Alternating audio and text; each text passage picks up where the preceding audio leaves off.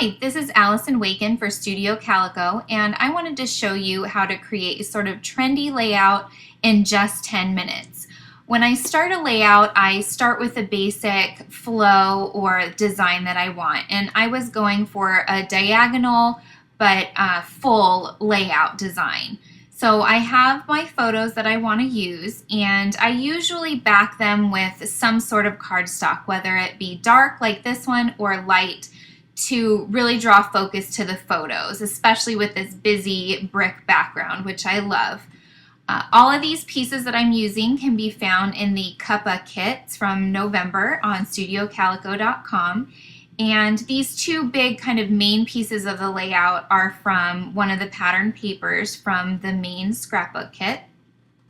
And I kind of get just the base of the layout with the photos and the main papers set, and then just have fun putting in little bits and pieces that I have pre-chosen to go with the layout. So some of the time spent is definitely ahead of time picking and choosing those little pieces, and then figuring out where they go just kind of comes together as you're putting the layout together. I generally look for an overall design theme or flow of the layout when I'm putting it together. So as you can see, I keep my diagonal theme going while just adding little bits and pieces here and there.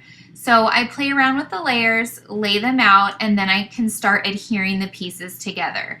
You'll notice that I kind of do it in chunks, so I'm doing that middle piece first, and then I'll actually adhere the outside pieces to the actual pattern paper, and then put that middle piece in just to make sure that it's straight, since I'm not using a ruler here.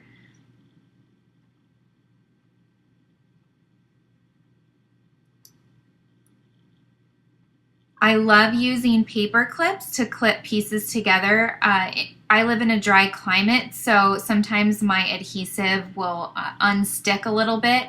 So I love using paper clips, staples, things that I know will keep the pieces together over time, no matter what the temperature or climate does to my layout.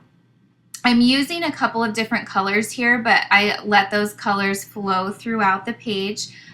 The greens and blues are kind of my signature favorite colors, but I love the little pops of orange and red in this kit, the kits that came this month, as well as in the layout. So I've attached those two squares first, and then you'll kind of slide in this middle piece. I just find that it helps me get it to the position that I want a little bit easier than trying to do it one by one, or kind of starting with the bottom layer and working my way up.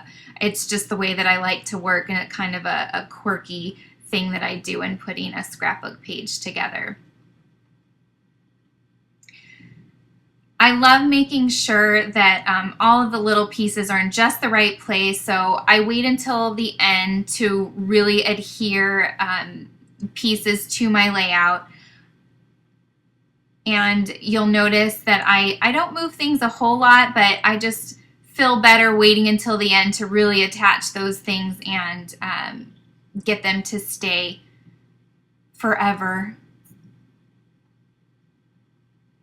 So for this layout, I knew that I wanted to use some of these fun stamps and these fun phrases, so I didn't really plan out ahead of time where these would go. I just wanted them around the page, kind of like they were written on the brick almost. So I just applied these as I went along, and had no particular rhyme or reason to where they went, other than in kind of that open white space there.